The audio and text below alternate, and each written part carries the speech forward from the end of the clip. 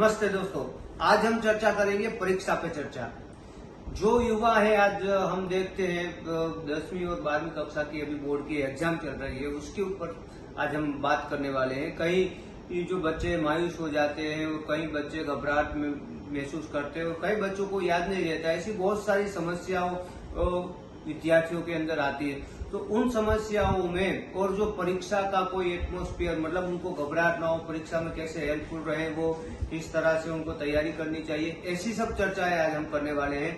तो हमारे साथ आज जुड़ी है फाल्गुनी बेन मजेठिया, जिन्होंने एज ए मॉडलिंग में भी वो देश को का नाम रोशन किया है। हेल्थ में भी उन्होंने अच्छा बहुत काम किया है और बहुत आयुर्वेदा में भी उन्होंने काम किया है। तो मतलब सभी फील्ड में वो टॉप तक गई है। तो ऐसे व्यक्तित्व की जब बात करते हैं, क्योंकि उनके पास बहुत सारा अनुभव है, बहुत सारी कठिनाइयों से वो निकल के आई है, सब फील्ड में वो टॉप अप करके आई है, तो उनके पास से वो माइंड में मेडिटेशन भी करती है।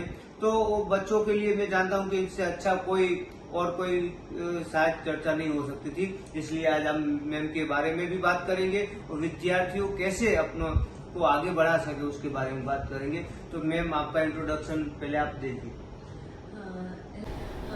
Hello everyone, this is Dr. Falguni Majitia.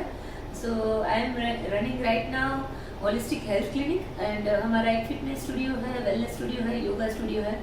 यहाँ पे हम नेचुरल तरीके से लोगों को कोई भी प्रॉब्लम हो, मान लो कोई भी लाइफस्टाइल डिसऑर्डर हो, फिर उनमें diabetes, PCOD, PCOS, thyroid, hypertension, कुछ भी हो, वेट लॉस, वेट गेन, सब पे हम काम करते हैं नेचुरल तरीके से।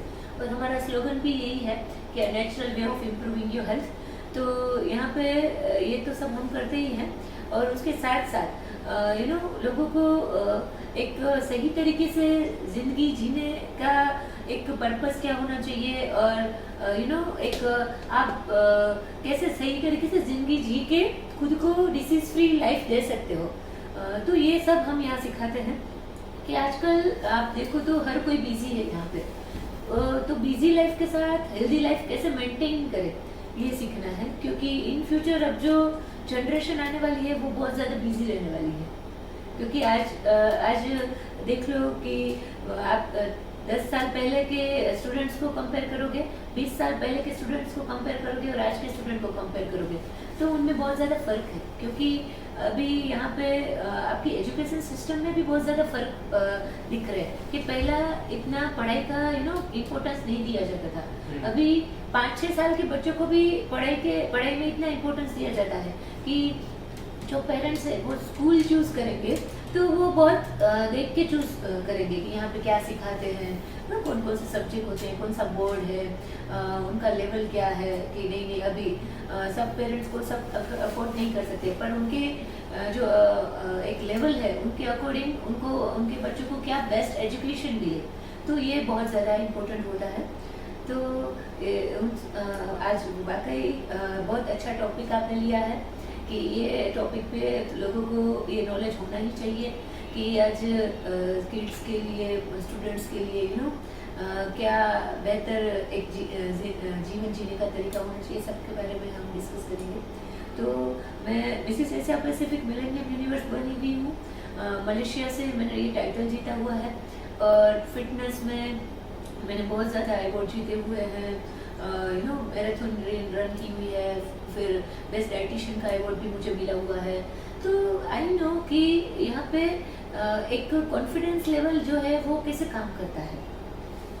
तो वाकई आज स्टूडेंट की एग्ज़ाम चल रही है, तो आप जो बात कर रहे हैं कि एक डर का माहौल छाया हुआ है स्टूडेंट्स में कि अभी नहीं आएगा, ये क्वेश्चन पूछ लेंगे, ये क्वेश्चन पूछ लेंगे तो क्या हो जाएगा। तो ये एक बहुत ज़्यादा एक इम्पोर्टेंट है मैटर कि यहाँ पे एक डिस्कशन हो जाएगा तो लोगों को बहुत ज़्यादा एक स्टूडेंट्स को हेल्प मिल जाती है।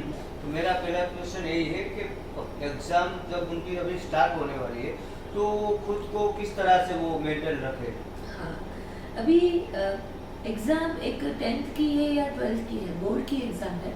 तो यहाँ पे आपके करियर के साल शुरू हो जाते हैं। तो आपको इस तरीके से कुछ स्टूडेंट्स लोग को एक इम्पोर्टेंस खुद को पहले ये देना पड़ेगा कि आप सही तरीके से पहले प्रिपरेशन अच्छे से उन्होंने किए न्यूट्रिशन पे।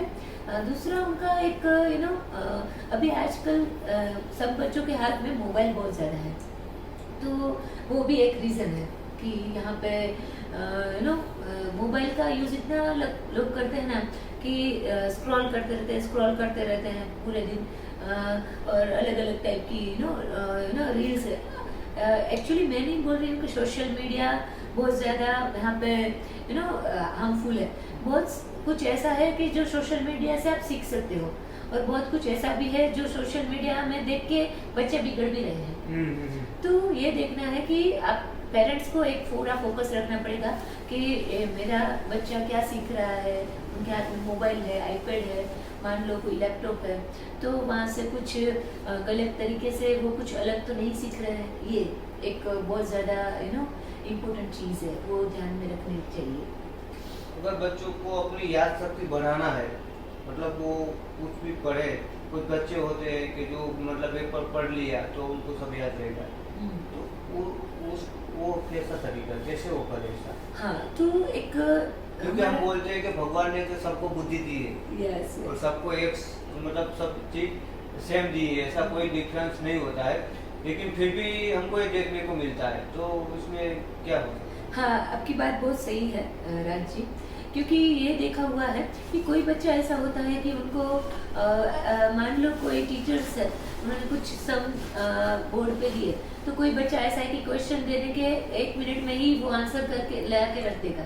कोई बच्चा ऐसा है कि उनको एक ही चीज 4 बार 5 बार समझाओगे तो उनको याद रहेगा, और कोई बच्चा ऐसा भी है कि उनको एक ही चीज 10 बार या 12 बार 15 बार भी बोलोगे ना तो उनको याद रहेगा तो रहेगा, नहीं रहेगा तो नहीं रहेगा। ये है, तो एक स्टूडेंट का भी एक लेवल होता है, सब बच्चों को पता होता है कि अपना लेवल क्या है, बट यू नो व्हाट कि जब ऐसा कोई ऐसा बच्चा है कि जिनको 10-12 बार भी समझाने के बाद भी याद नहीं रहता, तो उनको बोल सकते हैं कि उनका मेंटल एक पावर है वो बहुत ज़्यादा लो होता जाता है।